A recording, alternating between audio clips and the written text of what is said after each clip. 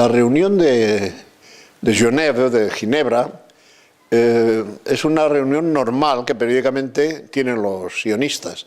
La única diferencia hay es que los protocolos, o sea, las actas de los otros congresos, nadie las tiene, nadie las conoce.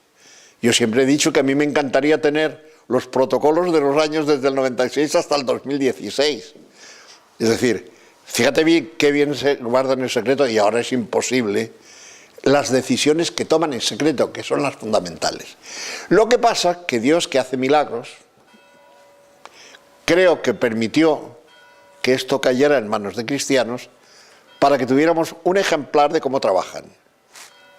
Porque estos son simplemente, no tienen ningún valor literario los protocolos, ninguno. Son una cosa sosa, aburrida, realmente, parecen un engorro. Lo que pasa es que el problema es lo que dicen y sobre todo lo que reflejan, que estas son las actas de lo que ahí decidían, de lo que ahí pensaban. Entonces ese es el pensamiento auténtico, que tiene una realidad. Coincide con el movimiento a lo largo de 2000 años. Maquiavelo, y bueno, hay una oposición, como diría yo, una objeción a los protocolos, diciendo que son un plagio de un libro escrito 60 años antes, o no sé qué, no sé cuánto. Y yo digo, no es que fuera plagiado, es que bebían en el mismo manantial, en el mismo, la misma source, o sea, la misma corriente de aire, ¿no?, de agua, que se transmite a lo largo de los siglos. Y eso es el secreto y lo conocen ellos. Entonces tienen unos principios que aplican. Y claro, yo me imagino cómo están estudiados los protocolos de los últimos 10 años, con toda la tecnología que hay, cómo se controla en Internet, cómo se controla en los medios audiovisuales. A mí me asusta. Y a mí además me asusta tanto porque, por ejemplo, en el Apocalipsis hay una frase famosa que dice: tendrán la señal y no comerán el que no la lleve. Entonces no se entendía nada, pero hoy sí se entiende. Y sí se entiende, y lo he explicado en una charla. Cuando yo me jubilé, se me olvidó que había que pasar por la caja a decir que estabas vivo. Y de repente me encuentro con que iba a sacar dinero, no me sacaba en ningún sitio. Y como no iba por el banco, bueno, y me enteré al cabo de un mes de que tenía bloqueado todas las cuentas por la Seguridad Social. Y yo no podía disponer de nada. Fíjate qué fácil es bloquear. Tocan una tecla en los bancos y te desbloquean la cuenta. Tocan una tecla y te bloquean. Pues esto que hace 2000 años era imposible de imaginarse, hoy es muy fácil de imaginarse.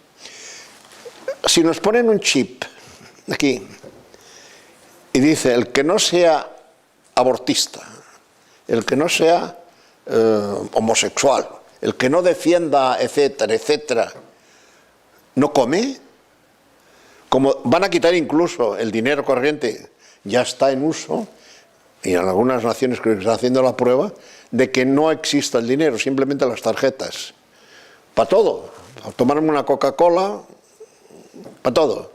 Es decir, el dinero no va a existir. Es decir, todo va a depender del banco, de ese chip que llevas aquí. Pues si tienes el control completo y dicen: pues mira, Jorge no me gusta, ese tío que se muera de hambre, no puede ir a comprar pan porque no le van a dar pan, no puede comprar agua porque no le van a dar agua, no podrá viajar porque no le sacan billete, no le queda más que morirse. Quiero decirte que eso que hace 2000 años no era comprensible, hoy sí, y es real. Es real. Es decir, hoy estás tan controlado que basta que digan: este tío se muere de hambre, y lo matan a hambre. Es decir, los protocolos es el control absoluto de la humanidad por ellos. Es decir, la máxima que tiene aquí es el advenimiento del Rey Universal Judío. Vamos hacia la globalización. Yo no he tenido tiempo para explicar cosas. En el libro está, ¿no? Por ejemplo, ellos ya en el año 96 dicen que deben desaparecer las fronteras. Anuncian la guerra mundial cuando nunca había habido una guerra mundial. Fíjate hasta qué forma está todo planificado. La primera guerra mundial la planificaron ellos para destruir Europa. La segunda fue el remate, planificada por ellas. Bueno, es decir, todo tiene explicación cuando se conoce hasta qué punto en estos momentos ellos controlan todo. Sí, sí, absolutamente convencido. El Renacimiento y todos estos movimientos surgen perfectamente organizados ya para mí por ellos. O sea, ellos aprovechan la fuerza de la organización social para dominarla y mover. Lo que pasa es que hasta el siglo XV ellos no tenían el poder que tienen desde los 500 últimos años. Los últimos 500 años ya van cogiendo máximo poder, y cuando ya prácticamente se acercan al poder absoluto es con la guerra franco-prusiana del año 1870, que es cuando ya se hacen las grandes fortunas de los Bilderberg, de los grandes millonarios que todavía siguen siendo millonarios, porque ellos sí que no pierden el dinero, están perfectamente organizados. Realmente Descartes no era anticristiano, era católico, Kant era protestante, pero es un error filosófico, es decir, un pensador que se equivoca y piensa y trata de resolver los problemas de la filosofía. Lo que ocurre es que se equivoca de ruta, y el je pense donc je suis, yo pienso, luego existo, se convirtió luego en la base de todo lo que es el subjetivismo kantiano, etcétera, etcétera. Y dan un golpe mortal a la filosofía objetiva, la filosofía perenne. Y entonces nos convertimos a una filosofía sin base, una filosofía virtual. Y por lo tanto, todo lo que se sustenta sobre esa filosofía subjetiva no tiene base sólida. Y por eso hemos llegado a las aberraciones del siglo XX, a todos los ismos, ¿no? ¿Por qué? Eso no habría sido posible nunca con una filosofía objetiva. La filosofía francesa, de francesa no tiene nada. Ojo. El único que tiene de francesa es que ocurrió en Francia, pero podía haber ocurrido en Alemania. O sea, los que la organizaron, que era la masonería, podía haber organizado esa revolución en Alemania. Pero se prestó muy bien Francia, porque además era un ataque directo contra la fille de l'Église, la hija primogénita de la Iglesia, ya que Clodoveo fue el primero que se convirtió al cristianismo, ¿no? Y tenía el título de fille aînée de l'Église. Entonces, al atacar a la nación francesa, que era la primogénita de las naciones católicas, daba un golpe mortal. Se cargaron a todo el régimen antiguo, al ancien régime, que era basado entre la unión de la Iglesia y el Estado.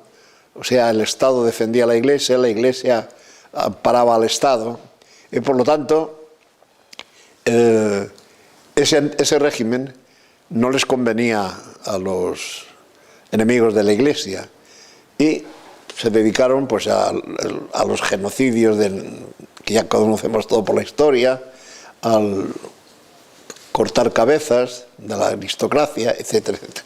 Pero ¿dónde nació la Revolución Francesa? Nació en las logias, ojo. La Revolución Francesa es la revolución masónica por excelencia, y desde que la masonería con la Revolución Francesa triunfó en Francia, empezaron los problemas de Francia.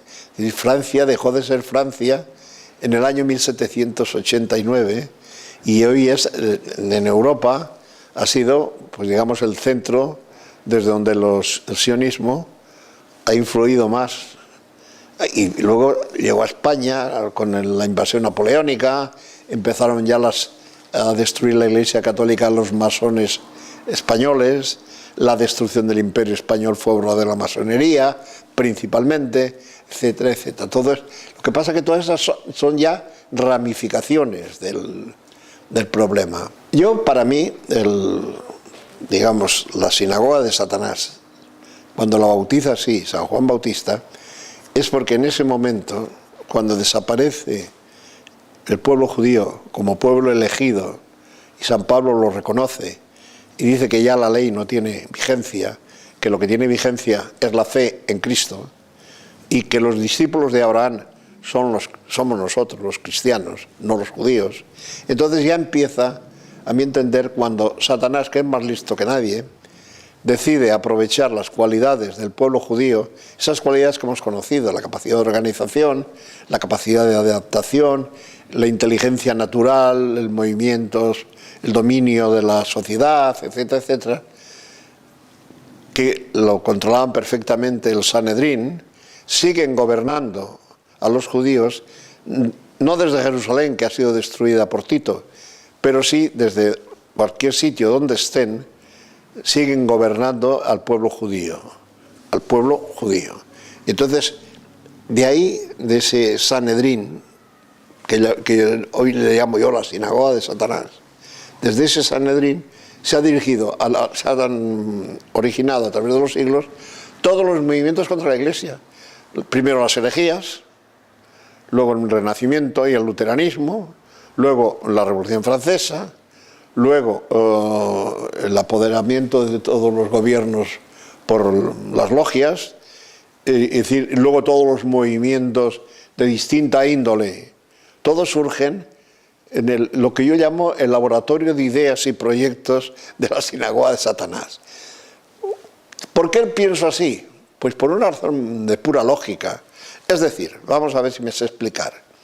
Si yo soy el dueño del mundo, porque tengo todo el oro del mundo, puedo disponer de lo que quiera, para organizar lo que quiera. Yo, evidentemente, la primera cosa que organizo es un laboratorio de ideas y proyectos, donde se planifique la guerra, como el Estado Mayor, contra la Iglesia de Cristo. Entonces, es decir, ¿qué es lo que sostiene al catolicismo? Al catolicismo le aguanta su sentido jerárquico, su disciplina, etcétera, etcétera, su formación en los seminarios, su formación en los colegios católicos, etcétera. Pues vamos a destruir todo eso. Vamos a destruir los seminarios, vamos a destruir la idea jerárquica, etcétera, etcétera. Y ahí se estudian todos. Entonces, todos esos movimientos que parecen absurdos, que surgen aquí, que no tienen pies ni cabeza, esos bailes raros, que son antinaturales, pues es un estudio psicológico de la juventud de hoy, perfectamente planificado en ese laboratorio. Pero vamos, yo estoy absolutamente seguro, porque yo lo habría hecho. He usado en mis conferencias el famoso argumento de Pío IX cuando proclamó la Inmaculada Concepción. En última instancia, después de haber analizado todas las razones por las cuales la Virgen tenía que ser inmaculada, etcétera, etcétera, él lo resumió todo en una frase. Dios lo podía hacer, lo quería hacer, luego lo hizo.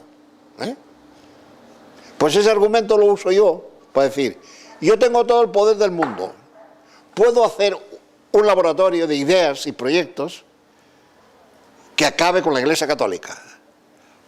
Como lo puedo hacer y lo quiero hacer, lo hago. Yo estoy absolutamente seguro de que el sionismo tiene un equipo genial, donde tiene gente perfectamente preparada y prodigiosamente preparada, donde se estudian todos los proyectos.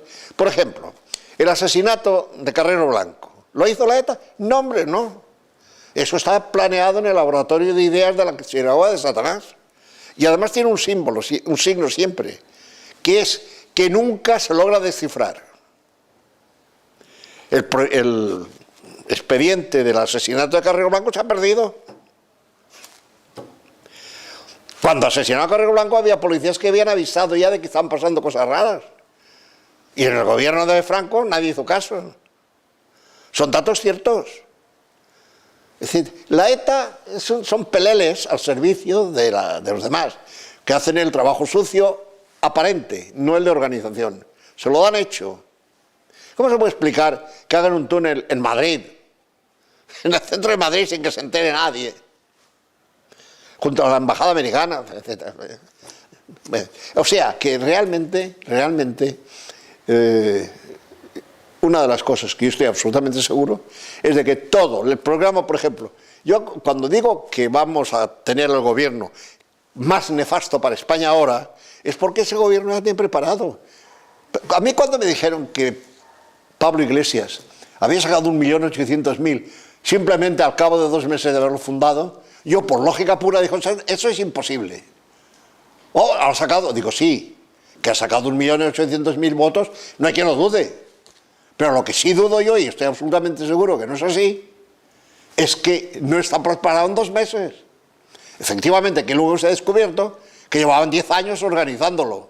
Claro, yo que sé de organización, porque he organizado todo, desde el cincuentenario de Roca hasta Fuerza Nueva, campos, equipos de fútbol, cineforums, y que sé lo que cuesta organizar.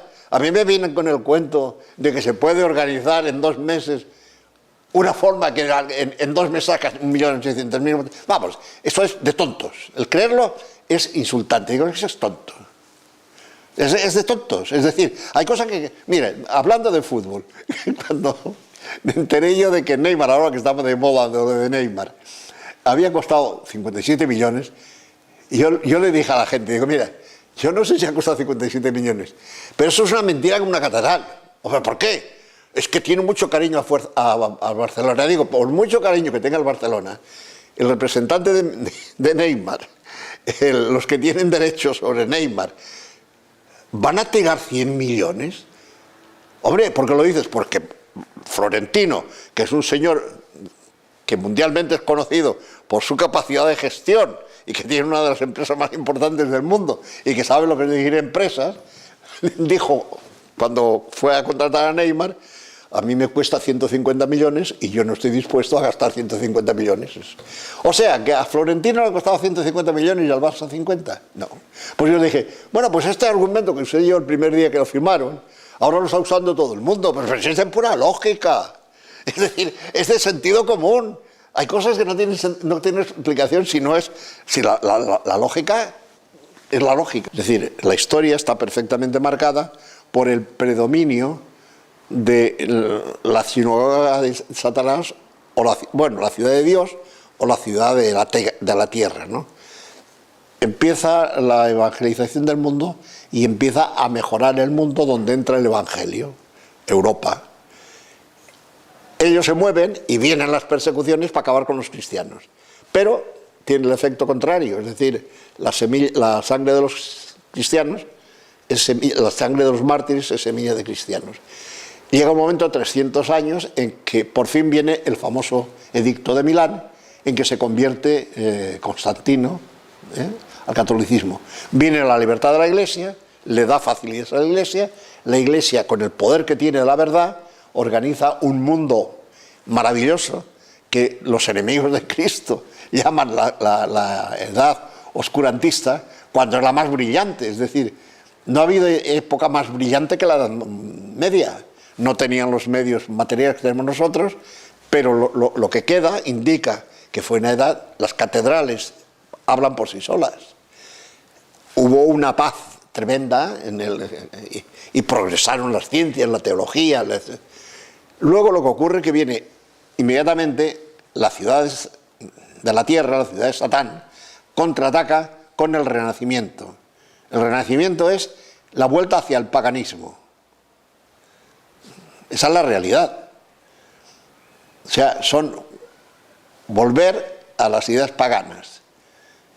De la pintura griega, cristiana a la pintura renacentista, aunque fuera la Iglesia Católica la primera promotora, evidentemente lo humano pasa por encima de lo divino. O sea, la edad moderna es realmente un paso atrás en el cristianismo. Luego viene, después de eso, ya vamos... O sea, tuvimos un milenio de cristianismo y luego viene un milenio de descenso.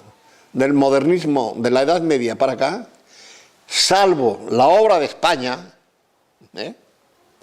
que es todo lo contrario, convierte dos continentes al catolicismo, Europa empieza la decadencia. Empieza con la herejía protestante y luego con los errores de tipo modernista, fruto de la filosofía, de la filosofía subjetiva. Acaba en los ismos, en el nazismo, en el socialismo, en el fascismo, en todo. Es decir, y luego pues se ha acelerado con la derrota de Europa y pasar la hegemonía a los Estados Unidos, y viene una vida materialista, de confort, con ideas equivocadas. El pueblo americano materialmente está fantástico, pero han hecho experimentos que ahora están todos de vuelta viendo que han fracasado y los queremos probar en Europa, ¿no? Una educación totalmente equivocada.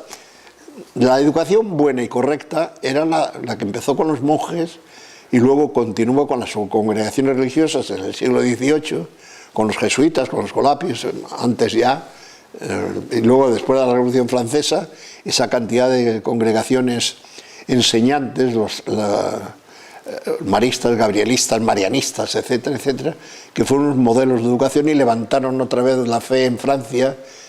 Pero en Francia, como tenían el gusano dentro, vino la persecución de Combes y expulsaron a todos los religiosos otra vez de Francia, que vinieron a España y América, lo cual fue una buena cosa para España, para América. Pero en fin, es decir, estos han sido los movimientos el movimiento de esta guerra de la ciudad de Dios, o de la ciudad de la tierra contra la ciudad de Dios. Y podemos resumir a grandes rasgos: 1000 años de subir y 1000 años de bajar. A mí me encantaría ver lo que está pasando en África, en Asia, donde el cristianismo está pasando por las catacumbas, ¿no? por los mártires del siglo I, II y III. Es decir, esa cantidad de mártires que hay en los países de África, el centro de África, iglesias con gente quemada dentro, los asesinatos, la cantidad de mártires que hay, mártires desconocidos, ¿no? Pero creo para Dios no hay héroe anónimo. Dios ve que mueren por él y por lo tanto la sangre de los mártires, esa puede ser que dé ocasión a una nueva resurrección. Yo he llegado a decir que estoy esperando el primer Papa Negro, que será la salvación de la Iglesia, porque con los papas blancos que tenemos últimamente, en que vamos al diálogo con el mundo, cuando Cristo dijo: vosotros no sois del mundo, yo no rezo por el mundo. Eso está en el Evangelio. Vosotros no sois del mundo. Y ahora todo se reduce a vamos a dialogar con el mundo, porque claro, el mundo... Pero ¿qué misión? Los sacerdotes lo que tienen que hacer es confesionario, sacramentos.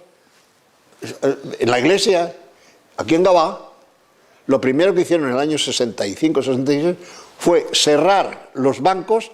Y yo me arrodillo desde entonces, llevo 40 años arrodillándome en el suelo porque no hay bancos, no hay reclinatorios, entonces me tengo que arrodillar en el suelo. Es decir, todo el mundo de pie. Y yo escribí un artículo famoso que se llama "Los pingüinos van a misa", porque yo cuando veo una misa nueva tengo la sensación de que estoy en el Polo Norte con los pingüinos, todos los pingüinos mirando así, ¿no?, al sol. Claro, la postura del hombre es de rodillas ante Dios. Que somos iguales a Dios para estar siempre ahí con la nariz levantada, como los pingüinos. Yo le llamo la misa de los pingüinos. Está escrito por ahí, está repartido, algunos lo han recopiado. Es la verdad. Hoy la verdad no se atreve nadie a decirla, pero esa es la realidad. Es una pena, no hay nadie en los confesionarios. ¿Cuándo te confiesas? ¿Cómo te confiesas? ¿Con quién te confiesas? Han vaciado los seminarios, las iglesias están vacías, unos cuantos viejos que vamos a misa y nada más. O sea, el porvenir, la floración de una iglesia católica otros 1000 años, yo no la veo por ninguna parte. La primavera de la iglesia que anunció Juan XXIII está más lejos que nunca. Dios puede hacer milagros. Y lo que es cierto es que la palabra de Cristo se cumplirá, ¿no? Y el Apocalipsis lo dice bien claro. La victoria final es nuestra. Yo vivo muy tranquilo porque Yo quisiera que yo no voy a tener ninguna tumba porque soy muerto de hambre, pero si yo tuviera tumba y pudiera, diría lo que decía San Pablo: he combatido el buen combate, he resistido hasta el final, he guardado la fe. Es que es lo único que nos queda, ¿no? Pero esperanza y ilusión por lo que va a hacer la Iglesia tal como la vamos viendo, donde no vas a las iglesias. Pero escuchad lo que dicen los curas en los sermones de hoy. Yo voy mucho a las misas siempre que puedo, ahora ya no, porque no tengo tiempo bueno, porque no tengo tiempo, porque ya se me hace pesado ir a Barcelona a las misas de los de Lefebvre. Pero tú oyes un sermón de un cura de Lefebvre y tiene sustancia, y tiene doctrina, y tiene evangelio. Yo iba a Francia a hacer los ejercicios espirituales de San Ignacio porque tenían sustancia. Ahora me he resignado a hacer aquí, que son unos ejercicios aguados de San Ignacio, predicados por especialistas, que se han olvidado realmente del espíritu ignaciano. Es decir, para entrar en el cielo primero tienes que pasar por la muerte, por el infierno, por el resto, para que espabiles y te venga el arrepentimiento, te confieses contento y pienses en la resurrección y en el imitar a Cristo, ¿no? Pero hoy todo es amor y misericordia. Los que tienen la jerarquía tengan la mentalización de que lo que hizo Pío XI, la Acción Católica, organizar a los obreros, los propagandistas católicos, o sea, organizaciones católicas. Hoy no, son organizaciones ecuménicas. Yo cuando veo esas congregaciones, yo no acabo de digerirlas. La famosa San Egidio, bueno, yo me llamo Gil. Gil también es Egidio, yo me podía afirmar Egidio, ¿no? Egidio y Gil es lo mismo que Santiago y Jaime, etcétera, etcétera. Bueno, pues es la congregación de San Egidio, todos sus misterios que se dedican a dialogar con el mundo. ¿Y qué? ¿Dialogan con el mundo y qué? Se llenan las iglesias de gente que va a comulgar, pero previamente se ha confesado y ha borrado los pecados mortales. Yo he dicho más de una vez que considero que la misa del domingo, o que los domingos teníamos que cambiar el nombre, en vez de llamarle domingo, que en latín viene a decir Día del Señor, le llamamos Satán Domingo, o como sea, es el día de Satanás, el día de los sacrilegios. A rejuntados que comulgan, gente que se va de juerga, que van a comulgar, supongo que no tiene el pecado, los pecados no tienen ya que confesarse. Esa es la realidad. Pesimismo, claro. Realismo, más bien, yo lo que veo es así. Lee tú el Evangelio y te dice: id y predicad. O sea, enseñad, id y enseñad. La Iglesia no tiene que dialogar para buscar la verdad. No, la verdad la tiene la Iglesia entera, que además no se puede cambiar, porque la verdad Cristo la trajo entera. Desde Cristo para acá no hay nada que añadir a la verdad, ni nada que añadir a la fe. Por lo tanto, ¿para qué voy a dialogar? Yo lo que tengo, la misión y obligación es enseñar. ¿Ya está? Y la misión de la Iglesia es enseñar, no dialogar. La verdad no tiene derechos frente a... El error no tiene derechos frente a la verdad. Lo único que tiene derecho es la verdad. El error no tiene derecho, ninguno, absoluto. Claro, esto es más claro que el agua. La mentira no tiene derechos. Claro, entonces eso es que hemos roto la lógica. Hoy lógica no se estudia. Yo he sido profesor de matemáticas y de lógica y de filosofía. O sea, lo que he hecho en mi vida ha sido enseñar filosofía, lógica y matemáticas. Por lo tanto, lo que me preocupa a mí es precisamente eso, que se conozca la verdad científica, la verdad religiosa, la verdad política, porque la verdad es lo único que tiene derechos. Eso que, fíjate, es impresionante que te digan: somos invencibles porque somos invisibles. ¿Pero tú sabes lo que significa eso? Es la clave de su éxito. Están perfectamente organizados y tú no sabes quién manda, en absoluto. Lo único que sabes, fíjate tú, pero vosotros no estáis en el ajo. Cuando se van de un sitio a otro los de la los círculos Bilderberg o la Benay Brief, etc., llevan tal seguridad que ni el Papa ni el presidente de los Estados Unidos tiene tal. Hace poco hubo un congreso de Bilderberg en Sitges. Pues bueno, no solamente el hotel estaba blindado, sino que los chalets que rodeaban el hotel, todos los que vivían ahí, bueno, no se podían mover sin permiso. Fíjate tú, círculos Bilderberg. Los sionistas son el grupo que en el siglo XIX querían crear el Estado de Israel, volver a juntar el Estado de Israel y tener el poder, volver a la diáspora se juntase. Entonces se le llamó sionistas, pero yo llamo sionistas a todos aquellos que forman ese núcleo que luchan contra Cristo, nada más, le llamo sionistas por eso.